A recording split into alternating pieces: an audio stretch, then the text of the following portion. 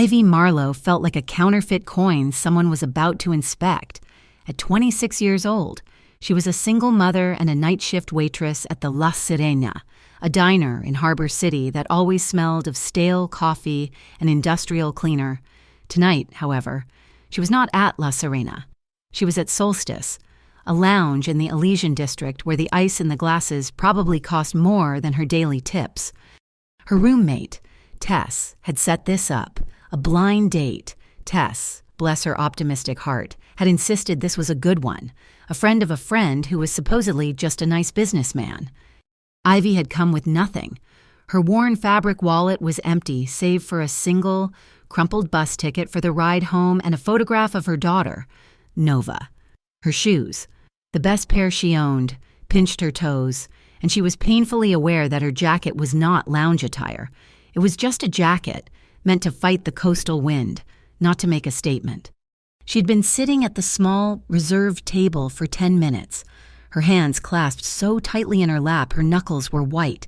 The air hummed with low, confident conversations and the clinking of heavy crystal. A waiter, whose suit looked custom-made, had drifted by twice. Ivy had finally flagged him down, her cheeks burning, and asked only for a glass of water. No ice, no lemon. She could not risk him asking for a credit card to open a tab. She belonged here about as much as a stray cat belonged in a showroom. The heavy glass doors of the lounge swung open, a revolving door of polished brass and dark wood. A man entered, and the ambient noise of the room seemed to dip, as if someone had lowered the volume. He was tall, dressed in a suit so dark it seemed to drink the low, golden light of the room. It was tailored with a precision that spoke of old money and new power. Two other men, built like stone columns, flanked him for a moment before melting away. Taking up positions near the exits, they did not scan the room. They owned it. Ivy watched him. He was not just a businessman. He was an event. His gaze swept the lounge, cool and assessing, before it landed on her table. On her. Ivy's stomach plummeted. This was it. This was the manager, or the owner, coming to politely, or perhaps not so politely, ask the woman nursing a single glass of water to leave. He was the one who would point out that Solstice had a standard, and she, in her $5 blouse, did not meet it. She began to gather her thin purse, her knuckles brushing the damp bus ticket in her pocket. He moved with a lethal, fluid grace, stopping at her table. He was even more imposing up close. His features were sharp, cut from granite, but his eyes were a deep, complex brown. Ivy Marlowe. His voice was a low baritone, smooth but with a rough edge, like expensive whiskey poured over gravel. She just nodded, unable to speak, her throat tight with humiliation. A ghost of a smile touched his lips. It did not warm his face, but it made him dangerously human. He did not ask her to leave. He gestured to the empty chair opposite her. "Dante," he said, sliding into the seat, "your date for tonight." Ivy stared. This was not the nice businessman Tess had described. This was a king, and he was sitting at her tiny, inadequate table. The chasm between their worlds was not just a gap. It was the entire Grand Canyon. The women at the bar, draped in silk and dripping diamonds, were watching. The men in suits were watching.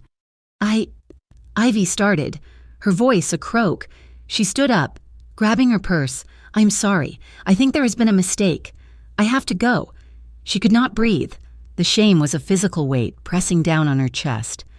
"Please," he said, not a command, but a request. His voice was soft, but it cut through her panic. "Sit." She hesitated, halfway out of the chair. "Just two people talking," Dante said, his gaze holding hers.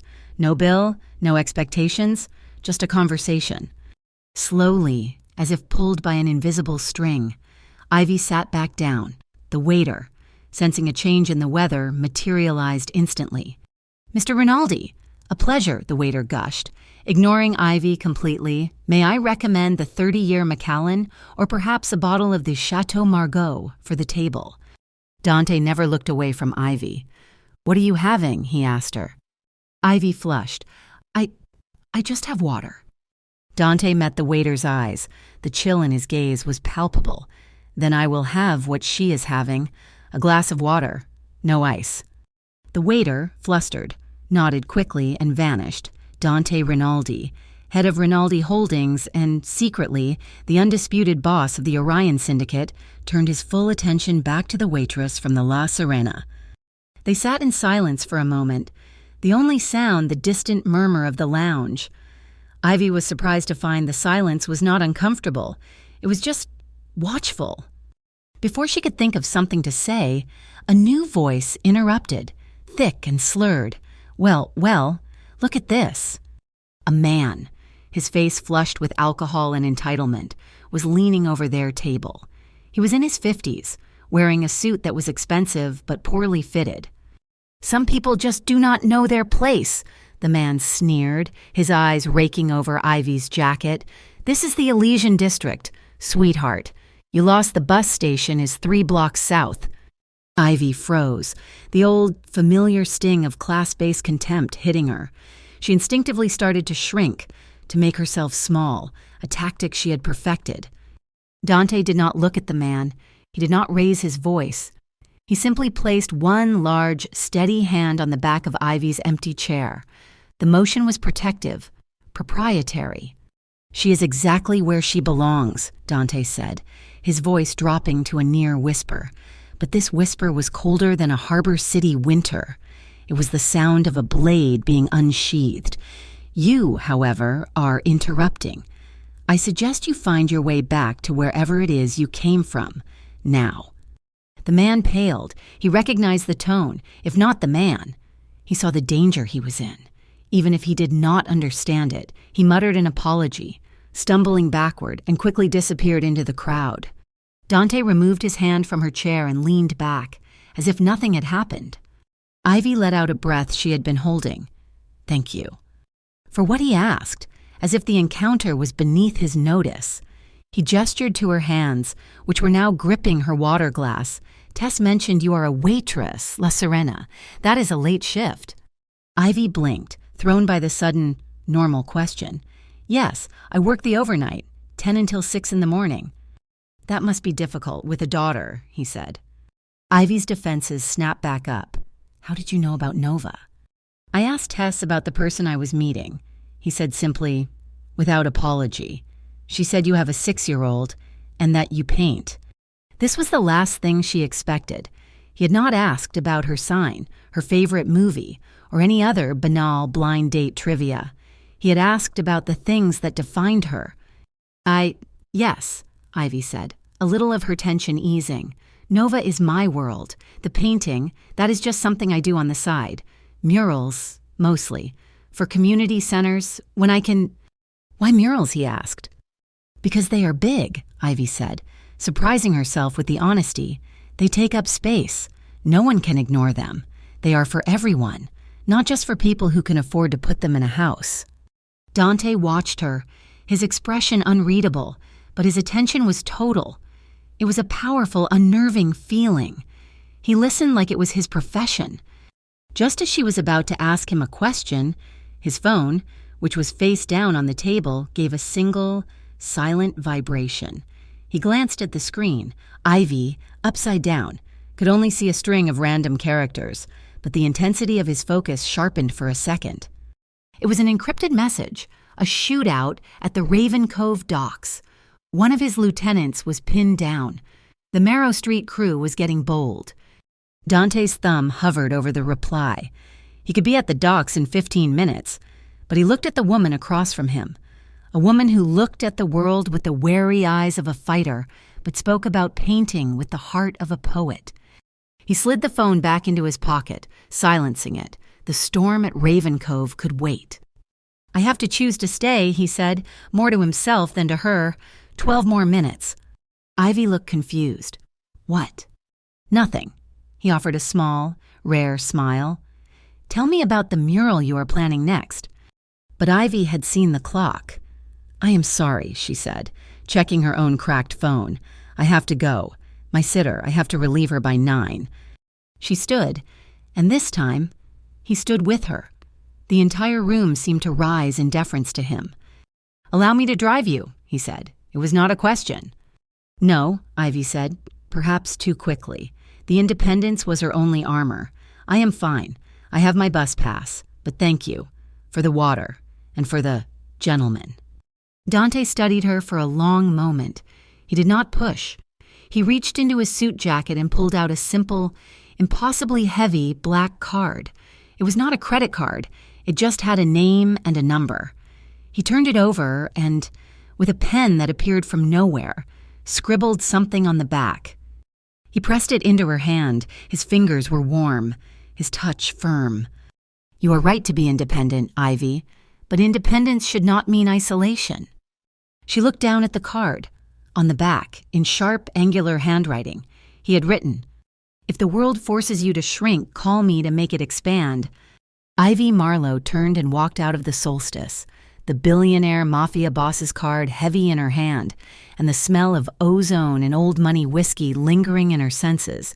She did not look back. The cold air of the Elysian district hit Ivy like a slap as she hurried away from the golden warmth of solstice. She clutched the heavy black card in her pocket, the embossed letters feeling alien against her fingertips. She kept her head down, walking fast toward the bus stop on the edge of the glittering district, desperate to get back to her world, where the streets were cracked and the lights were broken. A block away from the lounge, she felt it, a prickle on the back of her neck, the sound of an engine idling too slowly, matching her pace. She glanced over her shoulder. A black sedan, its windows tinted to an impenetrable void, was cruising beside her, 20 feet away. There were no other cars on this street. Her heart kicked against her ribs, a frantic bird in a small cage. She sped up. The car sped up. Ivy broke into a run, her worn shoes slipping on the damp pavement. She saw the bright, familiar headlights of the number 44 bus pulling up to the stop 2 blocks ahead. It was the last bus of the night.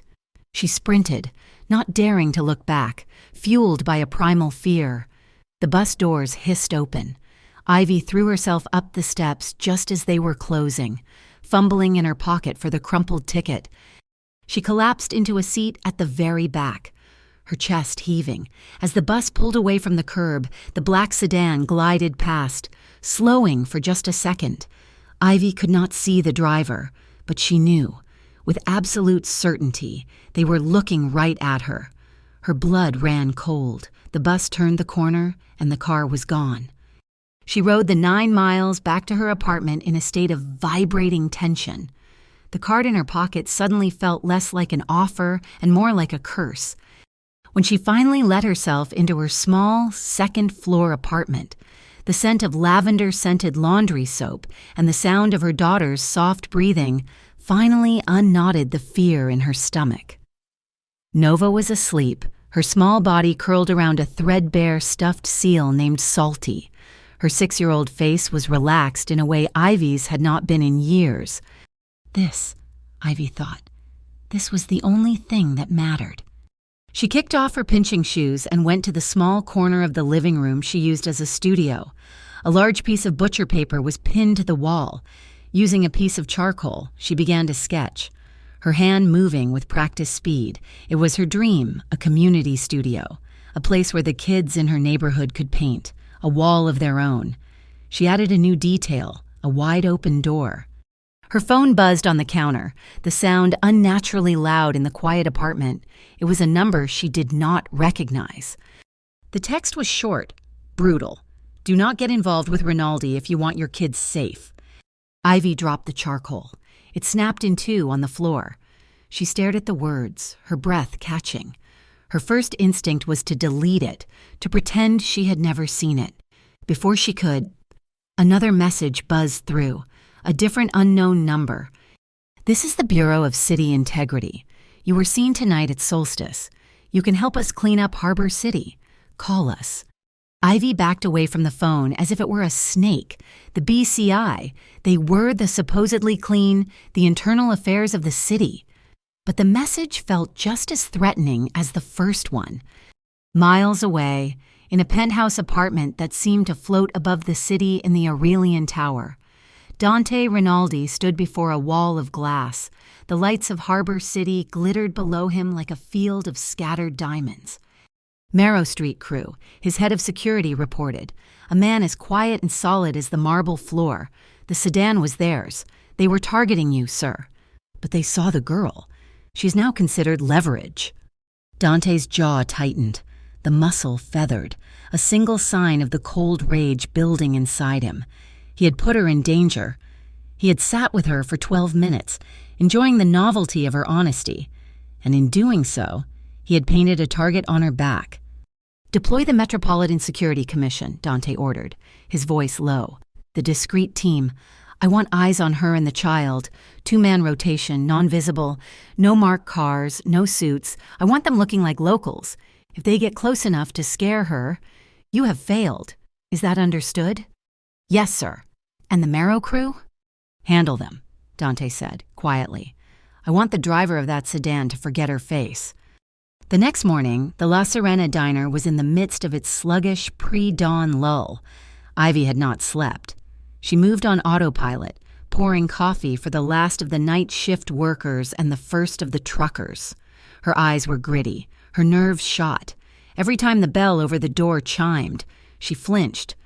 At 5:30, it chimed again. Ivy turned from the coffee machine, a pot in her hand, and froze. Dante Rinaldi was standing in the doorway of her diner. He looked as out of place as she had at Solstice.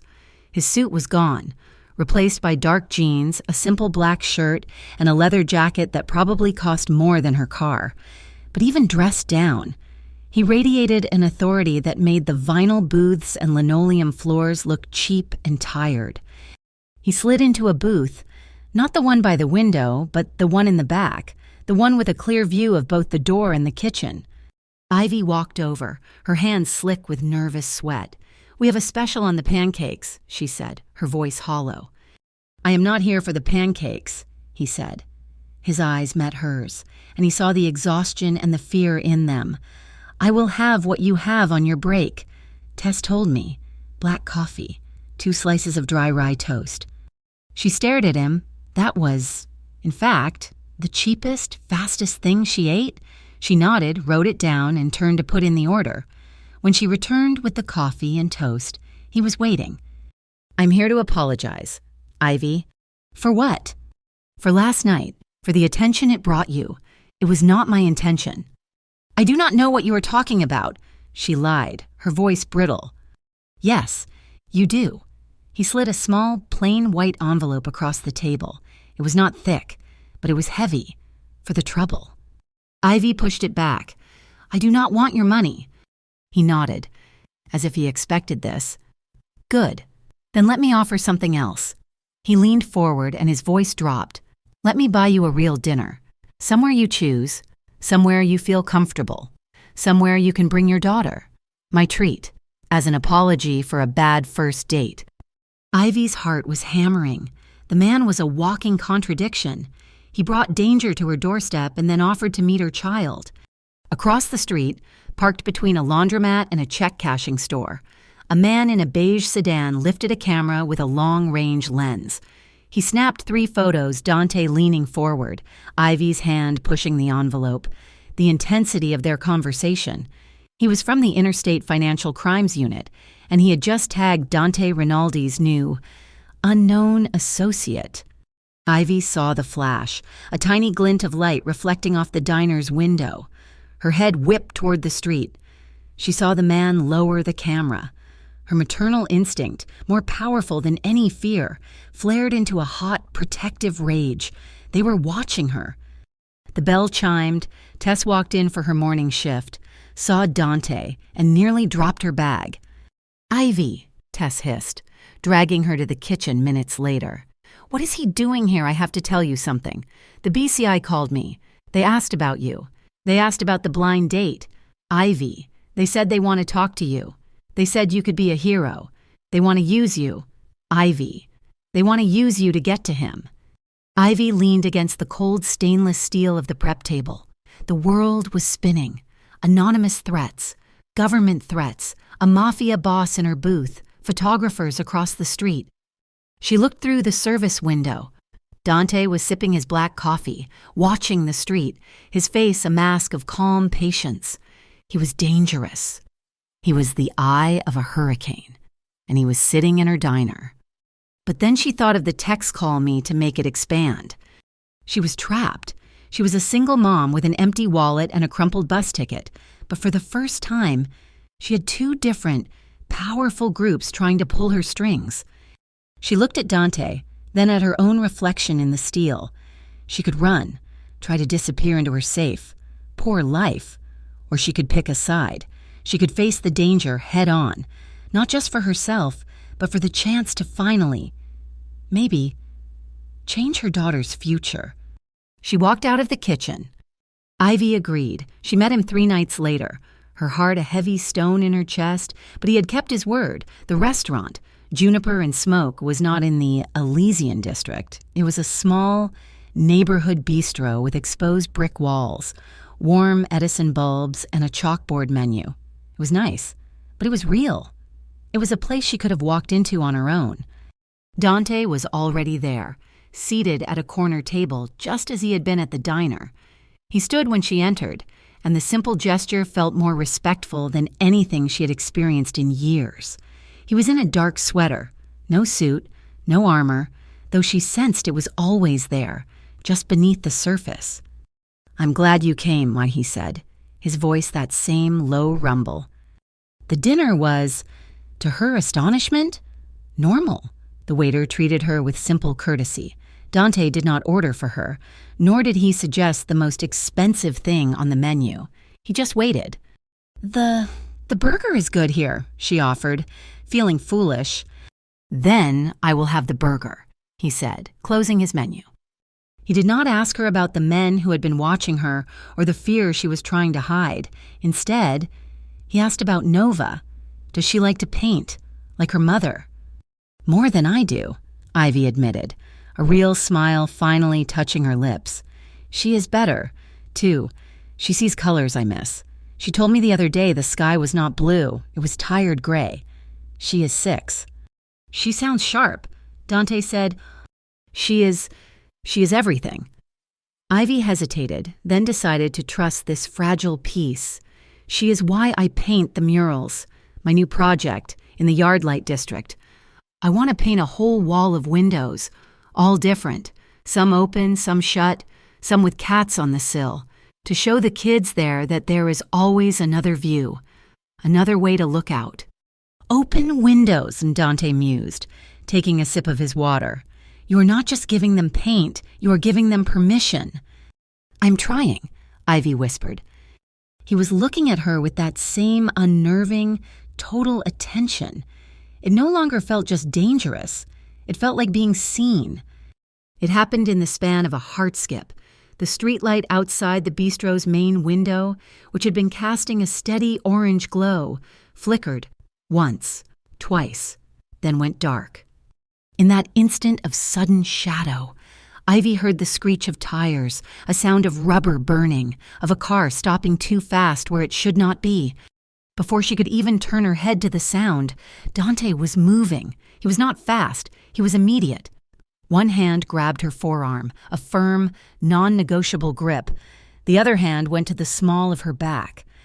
"Down," he commanded, not in a shout, but in a low, clear order. He did not shove her.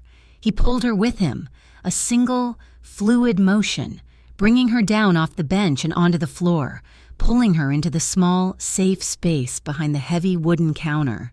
He covered her body with his own, his chest a warm, solid wall against her back. The smell of leather and something clean, like soap, filled her senses. A split second later, the restaurant's front window exploded inward in a hail of glass. 2 gunshots, loud and sharp, cracked the air. Ivy screamed into the fabric of his sweater.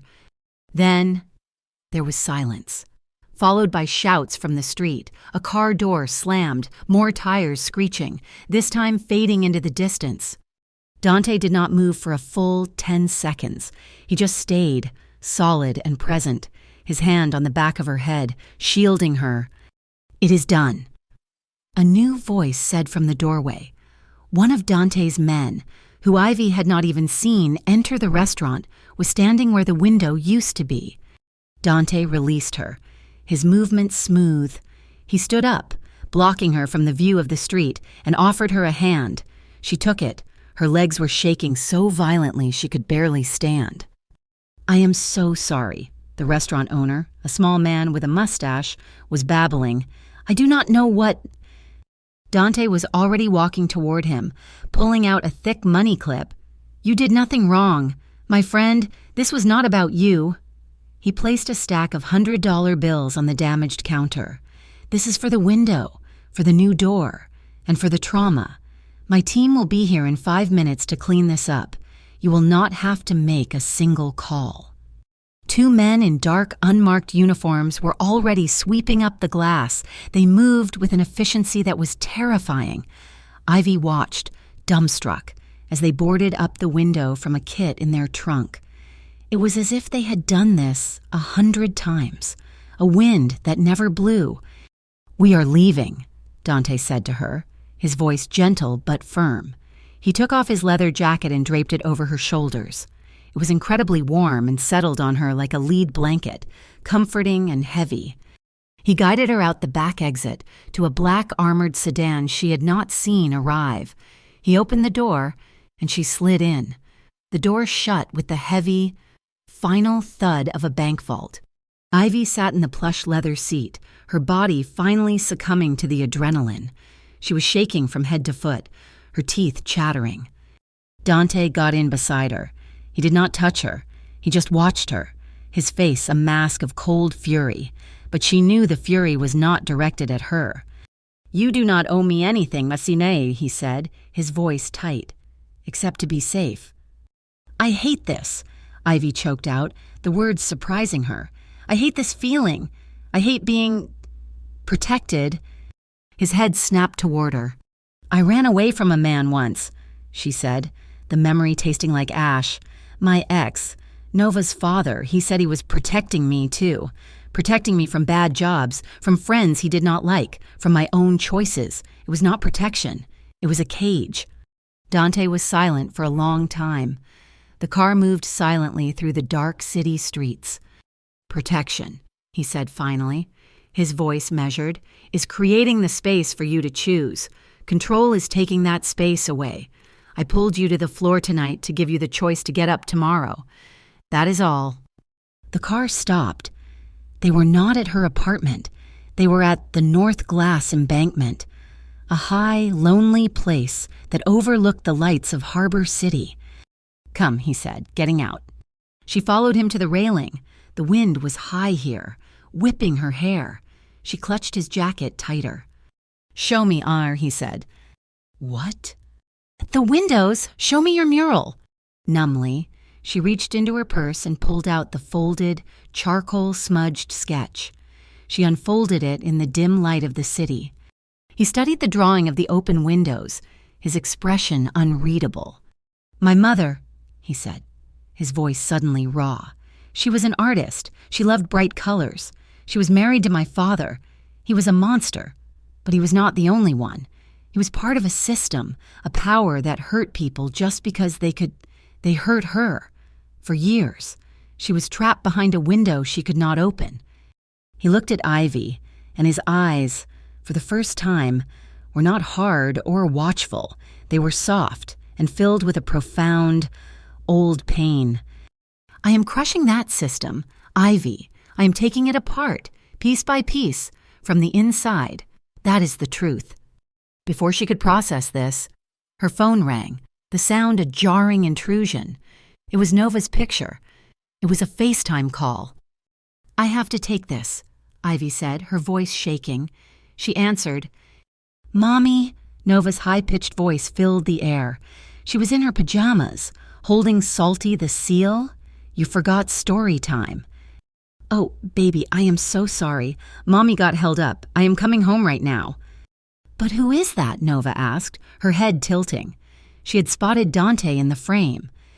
"This is my friend, Dante," Ivy said, the word friend sounding strange and new. "Hi, Mr. Dante," Nova beamed. Dante leaned into the frame. The transformation was immediate and startling. The coldness, the danger, it all dissolved. A small, genuine smile touched his lips. "Ahoy, Captain Nova," Dante said, his voice dropping into a playful, gravelly rumble. "I am the kind pirate, and I am telling your mother she has to come and read you a story, or I will make her walk the plank." Nova giggled, a high, bright sound that cut through the cold night air. "You are silly. You do not sound like a pirate." "Do I not?" Dante feigned offense. "Well, shiver me timbers. I suppose I will just have to let your mother go. You get to bed, Captain. Sail safe." "Night, Mr. Pirate, night, Mommy." The call ended. Ivy stared at her phone, then up at Dante. He was a man who could command death, who lived in a world of violence and shadows, and he was a man who knew, instinctively, how to kneel to the level of a 6-year-old and make her laugh. They drove back to her apartment in silence. He got out and walked her to the locked front door of her building. She started. "I do not know what to say." "Say you will be safe," he said. "My men will be in the neighborhood. You will not see them, but they will be here." "Dante." "Ivy." She handed him his jacket. "Thank you." "Good night, Ivy." He turned to go. As he did, his hand brushed hers. It was an accident, just a brief skim of his rough, calloused fingers against the back of her hand. It was not a spark, it was a jolt, a sudden, silent shock of electricity that made her catch her breath. He stopped, looked at his hand, then at her. He nodded once, then got in the car and was gone. A week passed. It was a week of quiet, unnerving surveillance. Ivy felt the presence of Dante's men, not as a threat, but as a low, ambient hum in her life. A man reading a paper too long at the bus stop. A utility van parked on the corner that never seemed to leave. It should have terrified her, but after the window, it just felt quiet. Then he called, not for a date, but an invitation. "Harbor Nights," he said, his voice warm over the line. "The summer fair. Tess told me Nova has been asking to go." And so, Ivy found herself walking through the neon-lit chaos of a pop-up carnival, her daughter's small, sticky hand in hers. Dante was on her other side, holding a giant light-up balloon. He had met them at the entrance, on foot, his phone nowhere in sight. He was not Dante Rinaldi, the boss. He was, as he had introduced himself to a wide-eyed Nova. Just Dante. Ivy watched him, fascinated. He was a man of profound, natural authority, but he knew exactly how to sheath it. He did not put his arm around Ivy. He did not kiss her cheek in greeting. He kept a respectful, friendly distance, his focus entirely on making the night normal for her daughter. He did not buy out the game stalls. He did not flash wads of cash. He waited in line with everyone else. When Nova won a small, $5 light-up balloon, a cheap piece of plastic that lit up, he held it for her with the same care he might a piece of art. He bought them popcorn and cotton candy, and Ivy realized, with a jolt, that this was the first time she had felt like a normal family in years. They were watching the fireworks, a grand finale over the dark harbor water. Nova was sitting on Dante's shoulders, shrieking with delight at every colorful explosion. "It is beautiful," Ivy murmured, looking up at the man who was holding her world. He was not looking at the sky. He was looking at her. "Yes," he said, "it is." The sound was small, almost lost in the boom of the fireworks, a sharp pop thwack, like a pressurized can exploding. It came from a food cart 20 yards away, a cart they had just passed. It was a warning, a trap, Marrow Street reminding him they could get close. Dante's reaction was instantaneous. He did not hesitate, did not look. He simply acted, in one fluid motion. He swung Nova off his shoulders and into his arms, pushing her against his chest, and then he turned, using his own body as a shield for both of them. He gathered Ivy against his back, his arm hooking around her waist, pulling all three of them into a tight, protected knot. "It is okay," he said, his voice a low rumble in Ivy's ear as she pressed against his back. "I have got you." His body was a wall of warmth and solid muscle. He did not move, did not flinch, just held them. 2 men. The same men Ivy had seen selling ice cream and running the ring toss, converged on the food cart. They moved with a silent, terrifying efficiency. The crowd, blinded by the fireworks, had not even noticed. The MSC team handled it before it was ever an incident. When the fireworks ended, Dante's men had melted back into the crowd. He gently set Nova down, his composure absolute. "Time to get the captain home," he said, his voice light as if nothing had happened. He walked them back, after Ivy had tucked a very sleepy, very happy Nova into bed. She walked out of the child's room. Dante was not there. She went to her apartment's front door. He was standing outside it, in the hallway. He had not crossed the threshold. He was waiting, respecting her space, even after what had just happened. "Are you okay tonight?" he asked. His voice was quiet, but it held the weight of the entire evening. Ivy looked at him. The man who could command armies but waited in her hallway. The man who shielded her body with his own. The man who had made her daughter laugh. She was tired of being afraid. She was tired of thresholds. She reached out, grabbed the front of his shirt, and pulled him inside. The momentum brought him close. The door clicked shut behind him, sealing them in the small, quiet living room. The only light came from the street lamp outside, casting a warm, golden glow through her thin curtains. "Ivy," he started, but she cut him off. She did not kiss him. She just leaned her head against his chest, her hands still fisted in his shirt. She could feel his heart, a strong, steady beat beneath her ear. It was not racing, it was calm. His arms came up, slowly, as if not to startle her. They circled her, his large hands resting on the small of her back, holding her but not possessing her. They just stood there, breathing. Her fear, her tension, the adrenaline from the fair, it all just dissolved, like mist in the morning. After a long minute, she tilted her head back. He looked down at her, his eyes dark and searching in the dim light. "If you stop," he whispered, his voice rough. "We stop." "I know," she whispered back. He lowered his head. The kiss was not a collision. It was a discovery. It was slow, supportive, a question he was asking. His lips were firm, warm. He tasted like the night air and a faint hint of the popcorn they had shared.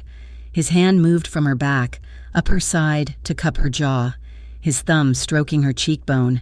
It was a gesture of such profound tenderness it made her eyes sting. This was not the desperate, needy fumbling of her past. This was a conversation. His kiss deepened, and she responded, her hands unclenching from his shirt to slide up over his shoulders, her fingers lacing into the hair at the nape of his neck. She let out a small, soft laugh, a sound of pure, surprised relief. He stilled, pulling back a fraction to hear it. "What is it?" he murmured against her lips. "It is just," she said, her voice breathy, "this feels safe." The word safe hung in the air, a paradox given who he was. But as he kissed her again, she knew it was true. His hands were a comfort. His strength was a support, not a threat. They were wrapped in the golden light, a tangle of arms and shared breath, his coat still smelling faintly of wood smoke and the carnival. His heart beat steadily against hers, a rhythm of trust in the quiet of her small apartment. Much later, they lay side by side on her couch, still dressed, the dawn just beginning to paint the edges of the curtains. His jacket was a blanket over both of them. His hand was clasped in hers, their fingers intertwined. "I need to control my pace," Ivy said into the quiet, the words she had never been able to say to her ex. "I cannot be pulled along. Not again." Dante turned his head on the cushion, his gaze finding hers in the dim light. He brought her hand to his lips and kissed her knuckles. "I will follow your lead," he said. The sun came up, lancing a beam of light across the floor. They were still Ivy and Dante, not owned, not conquered, just chosen. The peace of the dawn did not last 24 hours. The next morning, Ivy received an official-looking text message, followed by a phone call. It was not a request. It was a summons. The Bureau of City Integrity, inviting her for a brief, informal coffee to discuss neighborhood safety. The coffee shop was a gray, sterile room in a downtown government building that smelled of floor wax and weak coffee. There was no art on the walls. Ivy sat across from a woman with sharp features and hair pulled back so tight it looked painful. Her nameplate read, Agent Mara Keegan. "Ivy Marlowe," Keegan said, her voice flat, devoid of any warmth. She slid a folder across the table. "Not a coffee. You have been keeping interesting company." The folder contained photographs, Dante at Solstice, Dante at the diner, Dante at the carnival, with Nova on his shoulders. The last photo made Ivy's blood run hot with a cold, protective fury. "He is laundering money," Keegan stated, as if discussing the weather. "Rinaldi Holdings is a front, his real business. The Orion Syndicate is pushing dirty cash through a dozen cultural charities, including, perhaps, a new community mural program in the Yardlight District." The implication hung in the air, thick and poisonous. Ivy pushed the folder back. Her hands were perfectly steady. The fear was gone, replaced by something hard. "If you have evidence, Agent Keegan, then arrest him. Why are you showing me photographs?" A thin, humorless smile touched Keegan's lips. "Because we do not want the shark. We want the entire ocean he swims in. You are in a unique position. Ivy, you are inside his guard. He is compromised where you are concerned." Keegan leaned forward, her voice dropping to a conspiratorial whisper. "Help us. We need to know what he is planning. We need to hear what he says behind closed doors." She slid a second, thinner folder across the table. It was not photos. It was a single-page document. "This," Keegan said, tapping the paper, "is an offer, a guaranteed scholarship for Nova Marlowe. Full tuition, room, and board to any state university. We have a discretionary fund for cooperating citizens. You plant a microphone in his primary vehicle. You give us Dante Rinaldi, and we give your daughter a future." Ivy stared at the paper. A future. The one thing she bled for every night at the diner. The one thing she could never, ever guarantee. It was the most brutal, effective bribe Keegan could have possibly offered. "You have 24 hours to decide," Keegan said, standing. "Do not make us your enemy, Miss Marlowe." Ivy walked home in a daze, the scholarship offer burning a hole in her pocket. When she opened her apartment door, she found Tess at the kitchen table, her face pale and tear-streaked. "Ivy, oh God," Tess sobbed. "They called me, not the BCI, someone else. The IFCU, the Interstate Financial Crimes Unit. They said I set you up. They said I was an accomplice." Tess grabbed Ivy's hands. Her own were icy. "They said I would lose my nursing license if I did not cooperate. They were asking about you and him, and if I knew about money. Ivy, they are squeezing me. They are squeezing us from both sides." Ivy held her friend, her heart hardening into a diamond. They were not just threatening her. They were threatening her family, her only friend. They were using Nova as a bargaining chip. That night, she called Dante. She did not use the number on the card. She used the one he had given her 2 nights ago. "Meet me," she said. "Argent Pier, in 1 hour." Argent Pier was a long, desolate stretch of concrete and rotting wood that jutted into the harbor, abandoned by everyone except the seagulls. The fog was thick, rolling in off the water, blurring the lights of the city. Dante's sedan was the only car there, a dark shadow in the mist. She got in. He was not looking at her. He was looking at the dark water. "They want me to betray you," Ivy said, her voice quiet but clear, no tremor. He turned his head, his gaze unreadable in the dark. "The BCI," Ivy continued, her voice flat. "They offered me a full scholarship for Nova. All I have to do is plant a microphone in your car, and the IFCU threatened Tess. They are boxing us in." She expected anger. She expected him to cut her loose, to tell her she was a liability. She expected the cold, hard boss of the Orion Syndicate. Dante was silent for a full minute. The only sound was the foghorn in the distance. "They are right about one thing," he said, his voice a low rumble. "I am compromised." He turned to her fully. "Not because you are a weakness, Ivy, but because you and Nova have become a priority." He did not get angry. He did not yell. He simply started the car. "Where are we going?" she asked. "You deserve to see the ocean I swim in."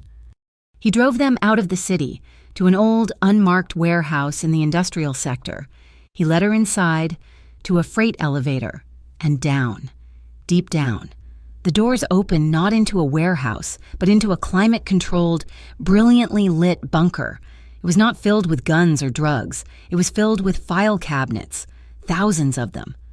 "This is the Acanthus Archives," he said, walking her down an aisle.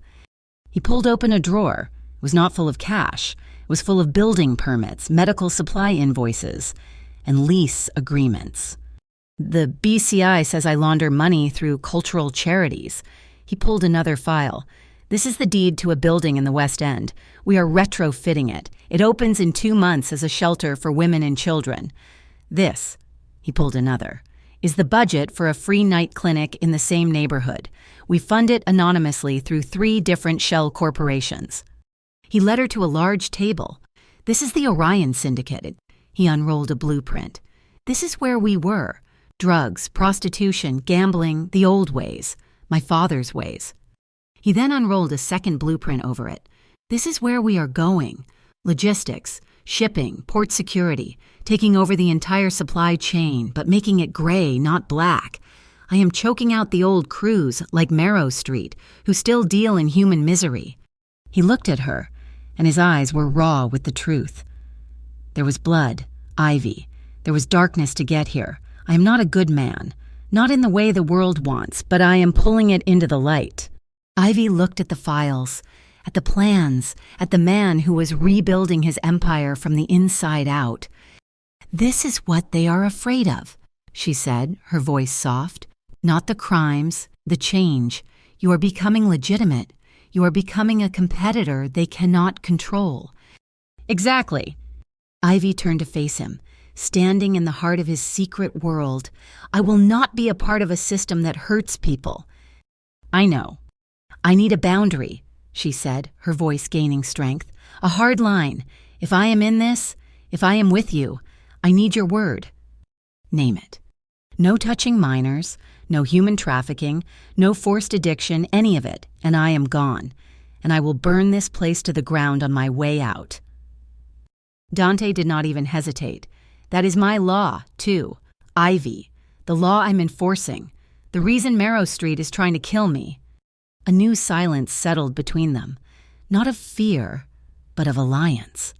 "So," Ivy said, a slow, dangerous smile spreading on her face, "they want me to plant a mic."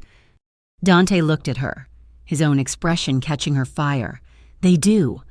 "Then I will," Ivy said. "I will wear their wire, and I will sit in your car, and I will say exactly what you want Agent Keegan to hear. We will not lead them to you. We will lead them to Marrow Street." "It is dangerous," he warned. "So is a scholarship I did not earn," Ivy said. She pointed to the blueprint of the Yardlight District. "My mural. The BCI thinks it is a money laundering front." "Let's make it one," Dante said, a spark in his eye. "I am painting windows," Ivy said, her mind racing, connecting the lines. "One of the windows, on the far left. The building number on the sill. It can be a set of coordinates. The coordinates for the Marrow Street weapons cache you told me about." "You will paint it," he said, "and I will make sure they know exactly where to look." The night of the operation, and as Ivy had started calling it in her head, was a masterpiece of theater. Dante did not take her to his car. Instead, he took her to the Mosaic, the flagship club of the Orion Syndicate, a glittering, multi-level testament to his legitimate power. The place was packed, and, as Ivy knew from the subtle static in her ear, it was also bugged. Agent Keegan's team was listening to everything, thanks to the tiny, high-frequency microphone taped between her shoulder blades.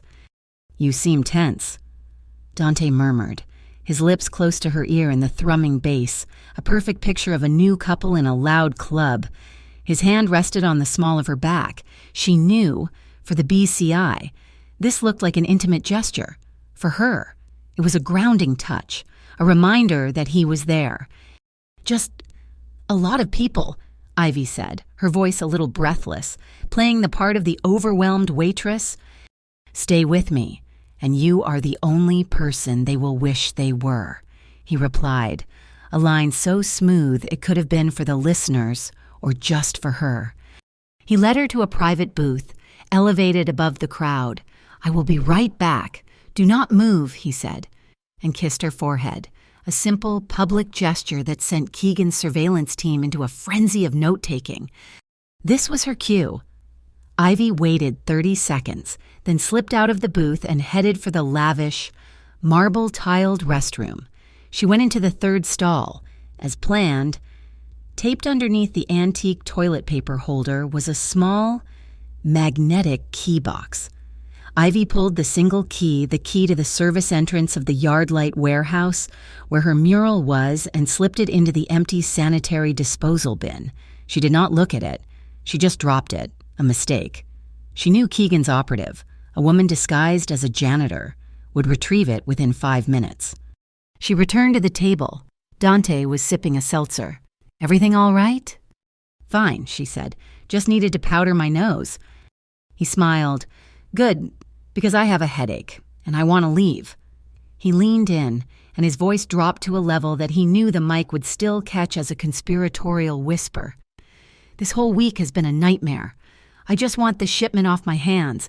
If my logistics team does not get that truck over the Fairmont Bridge by 2 a.m., I am going to kill someone. Dante, Ivy whispered back, playing her part. Do not talk about that. You are right, he sighed, running a hand through his hair. Let's go. I'm tired of this place. At precisely 2:15 in the morning, a fleet of black BCI and IFCU vehicles, lights screaming, boxed in a single 18-wheeler on the deserted Fairmont Bridge. Agents, including a smug Mara Keegan, swarmed the vehicle. Guns drawn, shouting for the driver to get out. They ripped open the back of the truck, expecting drugs or guns or laundered cash. Instead, they found 200 brand-new school computers, still in their boxes, each stamped with the logo of the Harbor City Community Fund. And that was when the second set of lights flashed not from police cars, but from the news vans Dante's team had anonymously tipped off. A local news anchor, live on camera, was already broadcasting. In a stunning move, it appears the Bureau of City Integrity is seizing a charitable donation of computers intended for Harbor City's poorest schools. Keegan's face, illuminated by the camera lights, was a mask of pure, unadulterated fury. At the exact same time, on the other side of the city, the real operation was unfolding. In the Blackspire district, Dante's Metropolitan Security Commission, moving like ghosts, hit the real Marrow Street warehouse. It was not a shootout, it was a surgical extraction. They cut the power, deployed harmless smoke, and neutralized the guards without firing a single shot. They found what Dante expected: a dozen adult laborers, undocumented and held in slave-like conditions, forced to process counterfeit goods. The MSC team liberated them, handing them over to a waiting van from an aid organization. And in the back office, they found the real prize, the servers, the ledgers, the USB drives that detailed all of Marrow Street's financial crimes, including their list of suppliers. By 3 a.m., Dante was in his penthouse. An anonymous encrypted file was sent to a single, fiercely independent journalist he trusted. A duplicate, with all identifying information scrubbed, was sent to Lanternworks, a non-profit dedicated to exposing financial corruption. The fuse was lit. Ivy was waiting for him at his apartment, her heart hammering. He walked in, and she saw him properly for the first time that night. He looked tired. There was a rip in his shirt, and a dark, angry graze was visible on his shoulder, just below the collarbone. "You are hurt," she said, her voice soft. "It is nothing. A filing cabinet was bolted to the wall," he said, shrugging off his jacket. "Sit." It was not a request. She went to his immaculate bathroom and returned with a first aid kit. He was sitting on the edge of his sofa, his shirt off, her breath caught.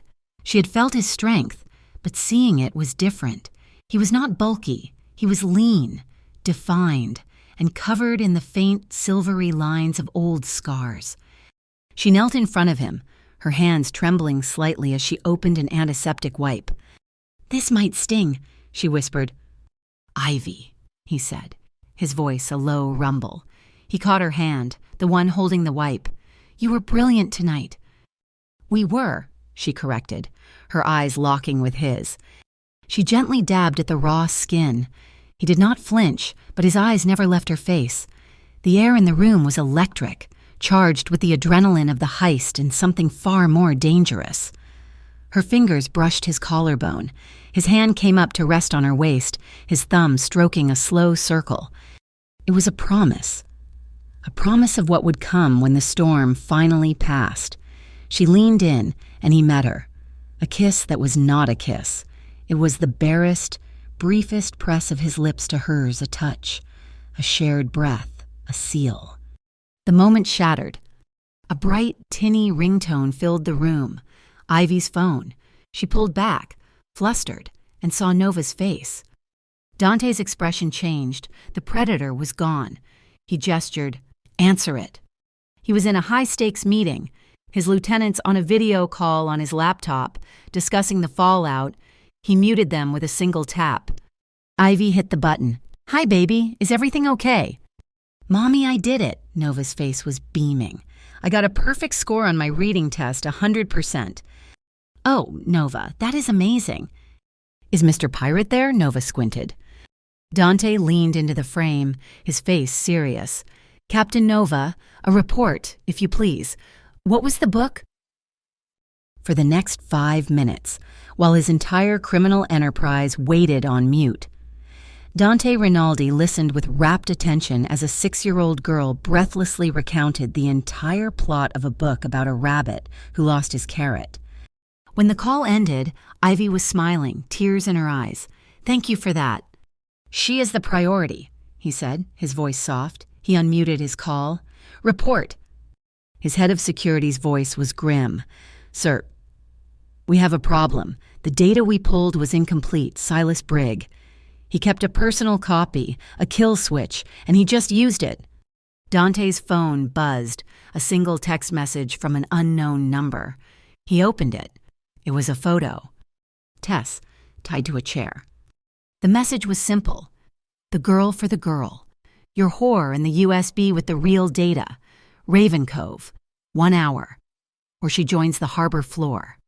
Ivy saw his face change, the blood drained from it, replaced by a cold, white-hot rage. "Dante, what is it?" He showed her the phone. Ivy's blood turned to ice. "He has Tess." Dante was already grabbing his keys, his gun. "I'm going alone." "No." Ivy's voice was steel. She grabbed her jacket. "You are not. She is my friend. She is my family." He stopped, his hand on the door, and looked at her. "She was taken to get to me," Ivy said, her eyes blazing, all fear gone, replaced by a diamond-hard resolve.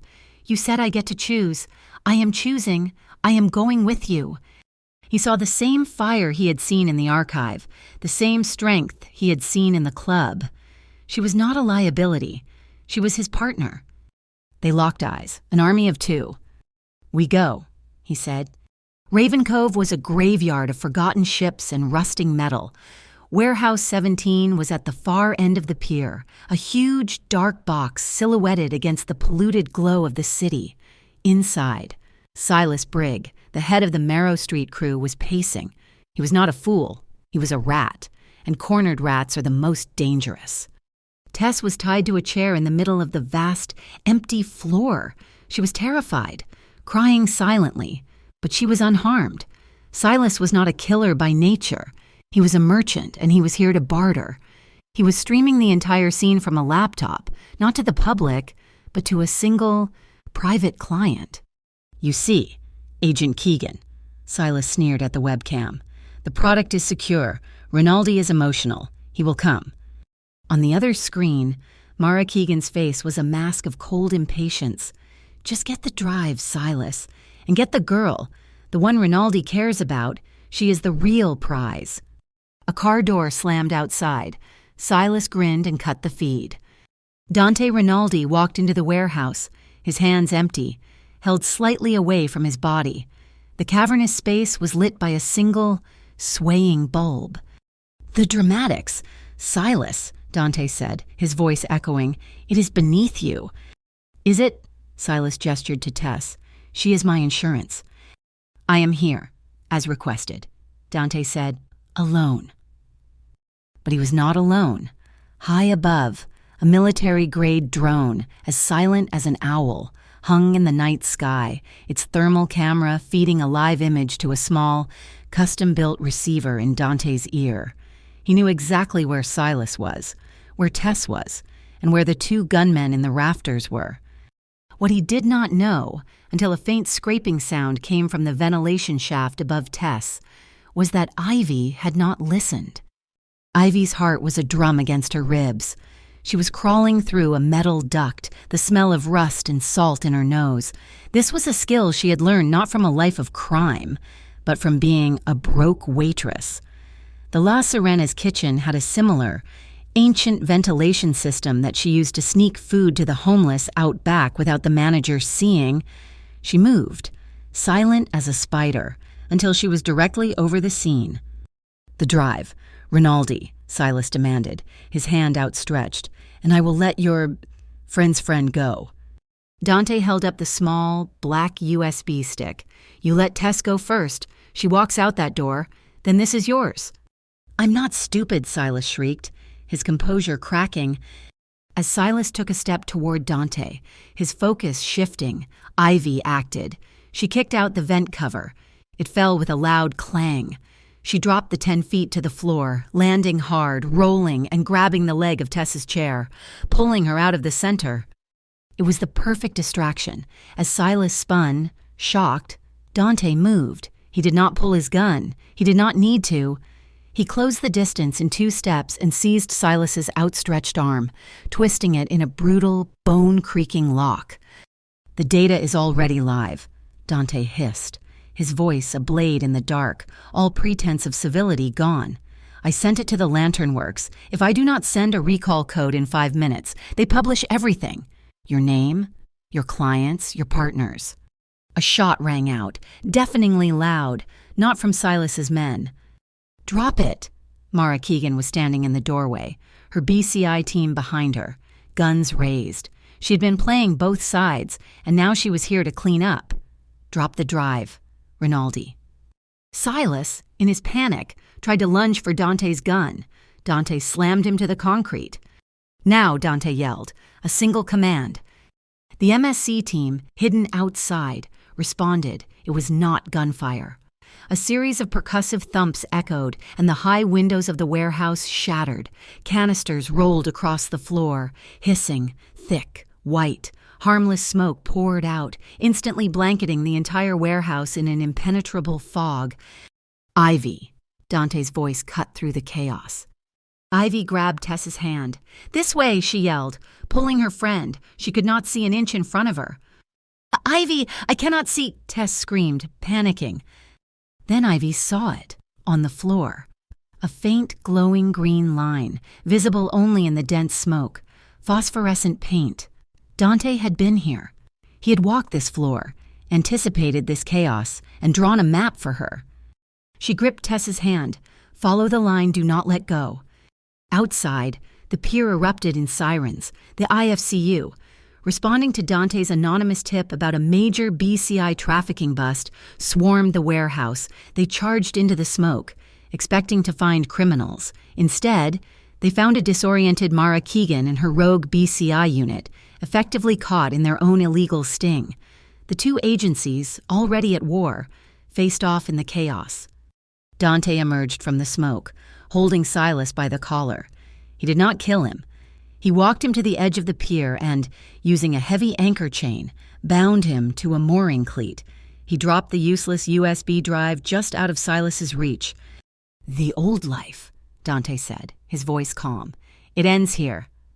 He turned and walked away, melting back into the shadows just as the IFCU agents began to spill onto the dock. The armored sedan was a sanctuary of silence, speeding away from the flashing blue and red lights of Raven Cove. In the back, Tess was sobbing, a raw, broken sound. "I am so sorry, Ivy," she wept, her words muffled. "I told them, the IFCU. I was so scared. I told them you were friends. I am so sorry." Ivy just wrapped her arms around her roommate, her oldest friend, and held her.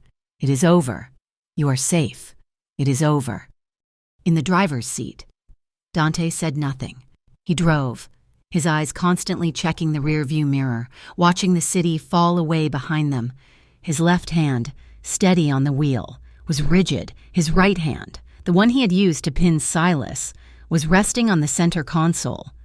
Ivy reached over the seat. She did not say a word. She just placed her hand on top of his. His fingers, tight and rigid, slowly uncurled. He turned his hand over and laced his fingers with hers, a grip of steel and silk, a silent, unspoken promise. He did not drive them to her apartment. He did not take them to his penthouse. He drove for 2 hours, north, away from the city, into the mountains. Tess, Nova, Ivy, and Dante arrived at a place called Willowmark.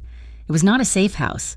It was a home, a beautiful, simple house made of dark wood and glass, hidden in a grove of pine trees, overlooking a silent, moonlit lake. Tess was given a room, and she fell into a deep, exhausted sleep. Ivy tucked Nova into a small attic bedroom, the child overjoyed at the adventure. Ivy found Dante on the main floor. She was in the kitchen, and Nova, blissfully unaware of the chaos, sat at a large wooden table, drawing. She was using a set of professional-grade colored pencils Dante had produced from a cabinet. "Mommy, look!" Nova held up her drawing. Ivy's heart did not just clench, it stopped for a full second.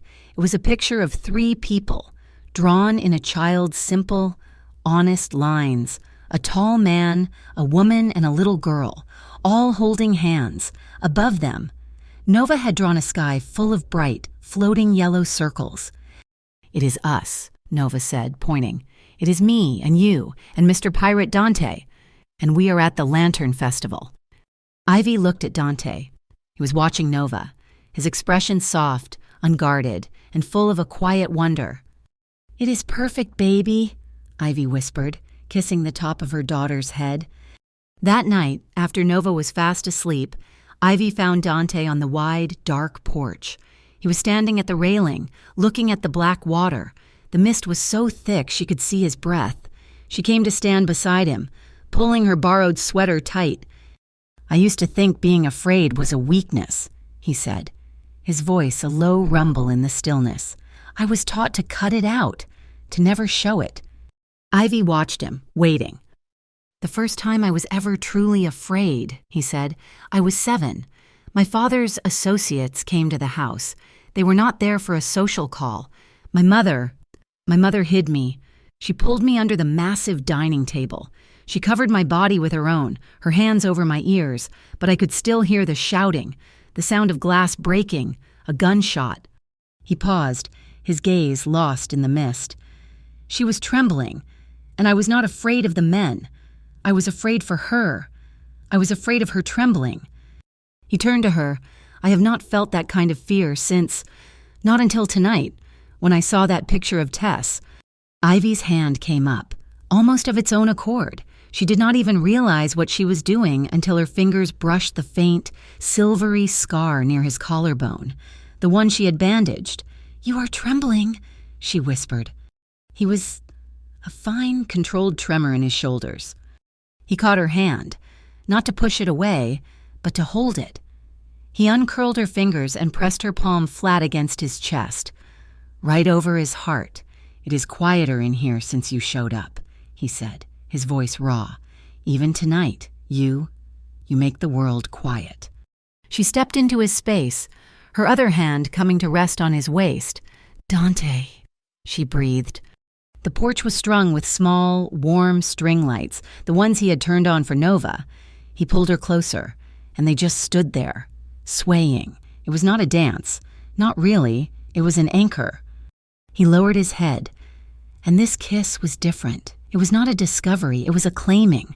It was a deep, slow, and profound, a kiss that spoke of terror and relief, of chaos and this single, solid center.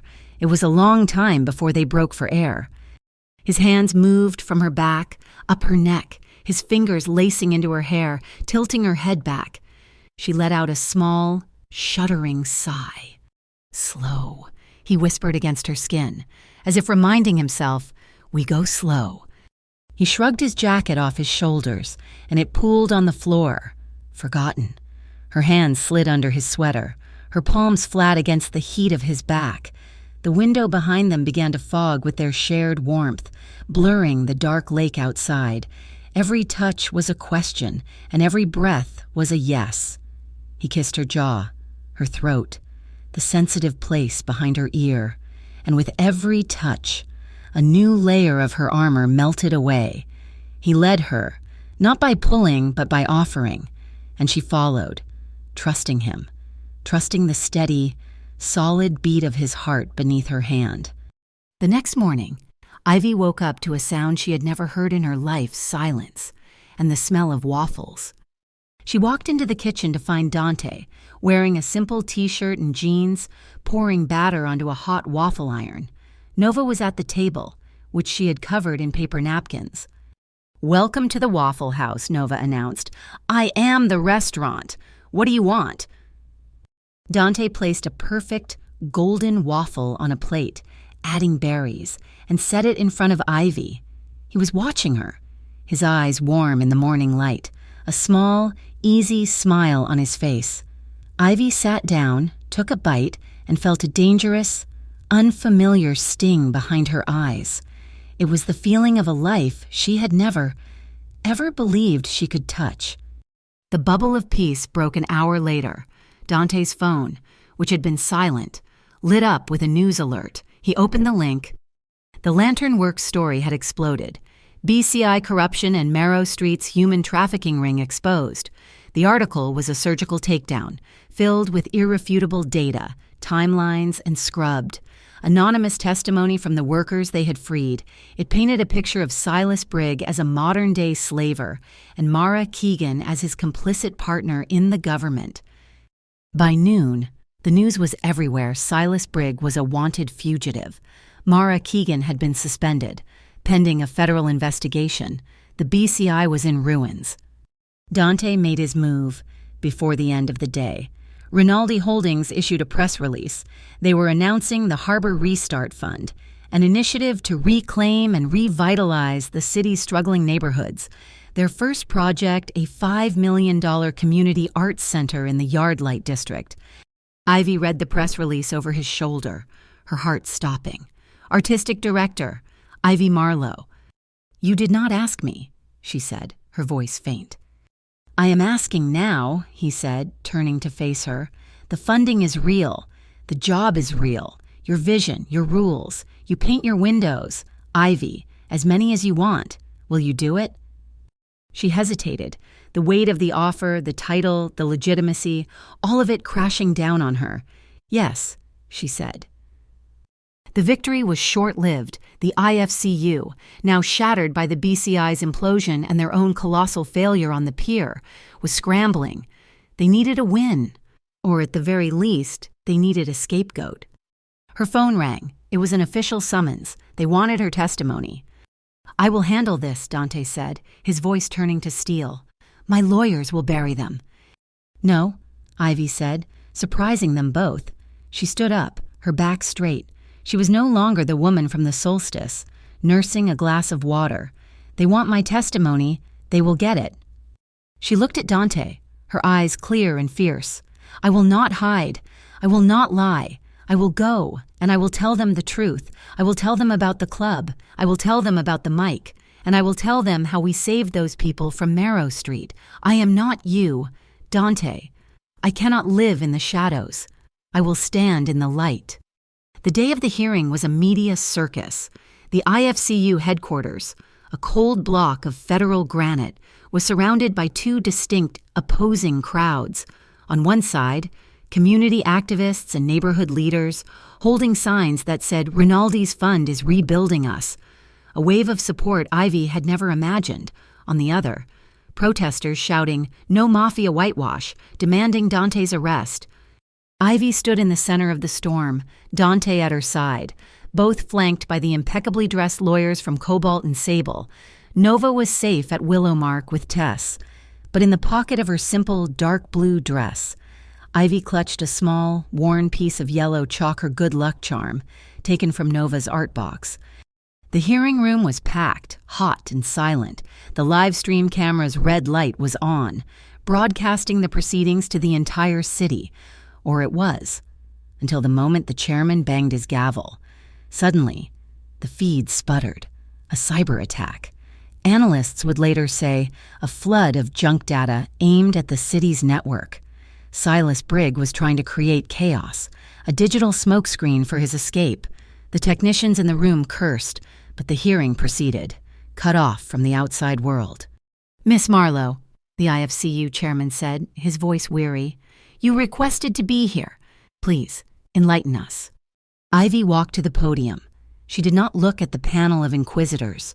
She looked at the crowd, at the journalists. "My name is Ivy Marlowe. I am a waitress and an artist." Her voice was clear, steady. It did not shake. "I was asked by the BCI to wear a wire. I was told Mr. Rinaldi was a monster. I was offered a bribe, using my daughter's future to trap him." The room collectively held its breath. "So I did it. I wore their wire, and I watched as Mr. Rinaldi and his team planned a sting, not to move illicit goods, but to expose the Marrow Street crew. I was a part of the operation that saved 12 exploited laborers from a warehouse in Blackspire. The BCI did not want those men. They wanted a headline." She leaned into the microphone. "Dark power, if it is pulled into the light, must accept the laws of the light. But the BCI was not interested in light. They were just another shadow." The room was utterly silent. The chairman was pale. "Objection," a voice cried from the back. The doors opened, and Mara Keegan walked in, not in handcuffs, but in a crisp suit. "This is highly irregular," the chairman sputtered. "I am here as a rebuttal witness," Keegan announced, her eyes locking on Ivy with pure venom. "Miss Marlowe is not a whistleblower. She is an accomplice, and she is lying to protect her lover." She slapped a hard drive on the witness table. "You want to know what Rinaldi is? This is what he is. This is audio from 3 nights ago, pulled from his car's internal data. He thought he erased it." She pressed play. The room filled with Dante's voice, distorted and cold. "The transport is confirmed. I want them moved by morning. No one sees them. No one talks to them. The Devermont group wants them on the coast by Tuesday." It was a setup, a fake, spliced from a dozen different calls. The implication was clear human trafficking. Ivy's blood ran cold, but Dante, sitting at the defense table, did not move. He looked bored. When the audio finished, he raised a hand. "Mr. Chairman." "Mr. Rinaldi," the chairman said, his voice grim. "That is a fascinating recording," Dante said, his voice calm, projecting easily across the room. "The quality is impressive, but I am curious. I would ask my technical advisor to check the metadata, specifically the GPS encoding and the ambient audio markers. My car logs everything." Keegan's smile wavered. A man in a dark suit, one of Dante's MSC team, stepped forward and plugged a device into the hard drive. He worked for less than a minute. "As I thought," the technician said, his voice amplified by a microphone.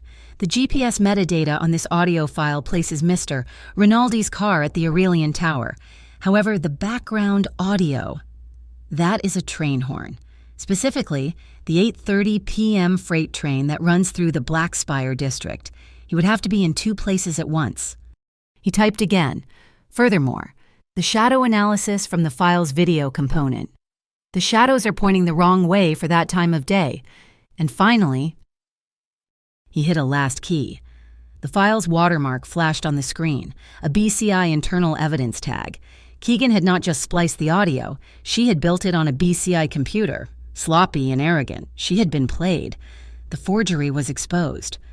Keegan's face was a mask of white rage. It was then that Ivy heard it, a small thump from the parking garage below them. Felt more than heard, a diversion. Dante heard it too. He was on his feet, but Marshall put a hand on his shoulder. You are not permitted to leave, Mr. Rinaldi. Silas. Ivy knew it. He was in the building, and this was his escape. He would not use the elevators. He would not use the stairs. He would use the tunnels. Ivy's mind flashed back to the warehouse, to the glowing green line on the floor, the phosphorescent paint. He had used it to mark his path in the Yardlight warehouse, and he would use it here. He would be heading for the utility tunnels, the old steam pipes that ran under the city. She grabbed her phone under the table. She could not text Dante, who was being watched. She texted Tess. Call the civilian 911. Now, tell them Silas Brigg, South Utility Exit, Pier 9. Civilian 911 inches was what Nova called it. City Watch volunteers, the network of truckers, dock workers, and night shift employees Dante had been funding for years. The ones who had received the computer donation, the ones whose clinics he supported. 4 miles away, Tess got the text and made the call. The network exploded. A port dispatcher saw the alert and hit a button, closing the automated steel gate that blocked the southern access road. 2 truckers, hearing the call on their radios, swung their rigs to block the alleyway behind the pier. When Silas Brigg, breathless and panicked, burst out of a steam grate into the alley, he was not met by a getaway car. He was met by a solid wall of steel. And then, stepping out of the shadows, were the dozen laborers he had enslaved in his warehouse. They were not armed. They just stood there, blocking his path. Silas, the great and terrible boss, looked at the men he had exploited, and for the first time, he was truly powerless. He was trapped by the very community he had bled dry, a clean, bloodless, and perfect arrest. Back in the hearing room, a clerk's phone buzzed. He read the incoming alert, his eyes wide. He walked to the chairman and whispered in his ear. The chairman stood, his face flushed. Ladies and gentlemen, I have just been informed that Silas Brigg has been apprehended. He was cornered by a group of union dock workers at Pier 9. The room erupted. It was not just applause, it was a roar. The journalists were shouting. The community activists were chanting Ivy's name. The chairman banged his gavel. Order, order in light of these revelations and the demonstrable corruption within the Bureau of City Integrity. This hearing is concluded. This body will recommend a full federal investigation into the BCI's practices. Amid the chaos, Ivy walked back to the table. Dante stood up. They did not hug. They did not kiss. He just reached for her hand under the table and held it. Her palm was damp. So was his. The storm was over, and they were the only 2 people left standing in the quiet center. 6 months later, Harbor City felt different. The air over the Yardlight district, once smelling of decay and neglect, now smelled of fresh primer, sawdust, and, thanks to Tess, freshly ground coffee. The Yardlight Arts Center was opening. It was not a sterile glass box funded by city bureaucracy. It was a warm, reclaimed brick warehouse, and the entire west-facing wall, spanning a full city block, was Ivy's masterpiece. Open windows. Her mural was complete. It was a riot of color, of hope, of different perspectives, 100 different views, each unique. The press was there. The neighborhood was there. Ivy stood on a small wooden platform, not in her waitress uniform, but in a simple, dark blue dress. The guest of honor, tasked with the ribbon cutting, was Nova Marlowe. She was beaming, missing one front tooth, and holding a pair of oversized, bright yellow plastic scissors, with Ivy and Dante guiding her small hands. She snapped the scissors shut, the red ribbon fell, and the crowd roared. Dante did not stand on the stage. He stood with the crowd, but his announcement, made the day before, had been just as transformative. The Orion Syndicate was officially dissolved. In its place was the Orion Cooperative, a fully legitimate, bonded, and insured logistics and port security network, in a move that had stunned the underworld. Dante had anonymously submitted files on his own captains who refused to adapt to the new legal structure. He had not just cut ties with the darkness, he had handed it over to the law. Next to the new arts center, a bright orange sign swung in the breeze, Tessa's Place. Her cafe was thriving, a warm, safe space with a dedicated children's corner, its shelves filled with books. That night, the center was empty. The crowds were gone. Dante took Ivy to the roof. The city glittered below them, a sea of diamonds. "It is beautiful," Ivy whispered, leaning against him. "It is almost too quiet." "It is just right," he said. He did not get down on one knee. He did not make a grand speech. He simply turned her to face him, taking both of her hands in his. "You said you needed to set your own pace," he said, his voice a low, steady rumble, "and I said I would follow. I want to follow you for the rest of my life, Ivy." He opened a small, simple box. It was not a massive diamond that screamed for attention. It was a simple, platinum band, elegant and strong. He turned it over. Inside, she saw the engraving, 3 simple letters, IDN. Ivy, Dante, Nova. "He is asking, Mommy," Nova's voice shouted. She had followed them up, hiding behind the door. Ivy was crying, silent, happy tears rolling down her cheeks. She looked at Dante, the man who had been a myth, a shadow, and now was her truth. "Yes," she whispered. "Always yes." Nova cheered and ran into their arms, a tangle of 3 people against the skyline. The BCI was officially disbanded, a stain on the city's record. A new, experimental department, the Civic Accountability Office, was formed in its place. In a move that shocked the political establishment, its charter demanded a community advisory board, and its first appointed member, nominated by a dozen neighborhood associations, was Ivy Marlowe. Their wedding was not a spectacle. It was held weeks later, at night, in the main gallery of the Yardlight Center. The only guests were Tess and a few of Dante's most trusted. The only audience was the wall of open windows. They danced a slow dance under the gallery's warm track lighting, his hands strong and sure on her waist, hers looped around his neck. They exchanged vows not in front of an altar, but in low whispers, promises meant only for each other, spoken against the backdrop of the art they had built. The kisses were sweet, deep, and unhurried, a celebration of the peace they had fought for. His hand came up to cup her jaw, his gaze total, and the story stepped back, leaving them to the privacy they had finally earned, the warm light of the gallery sealing them in. The new beginning was not an ending. A week later, Ivy was in her new office at the center, sketching a design for a pottery class. A simple, brown paper parcel was on her desk, no return address.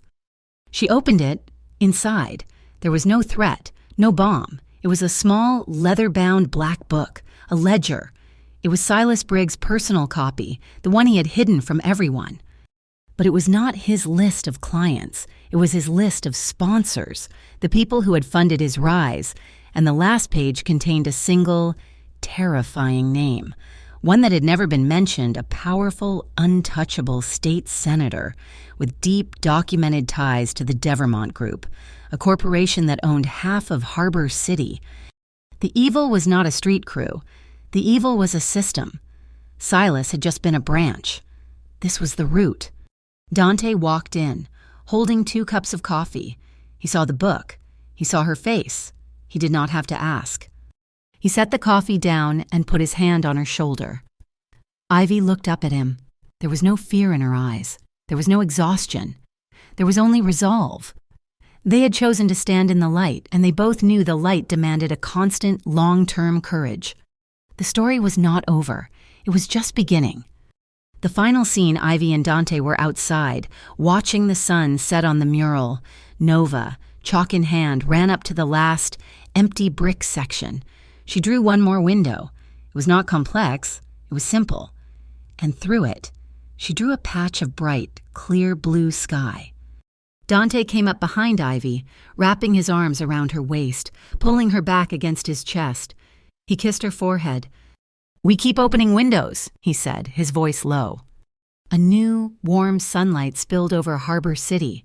It was bright, but it was not blind. Thank you so much for listening to this story. We would love to hear from you. Where in the world are you listening from? Please let us know in the comments so we can all connect and share our thoughts. Be sure to subscribe to our channel, Mafia Boss Story, and like this video. If you enjoyed it, please support us by hitting that hype button to help this story be heard by more people.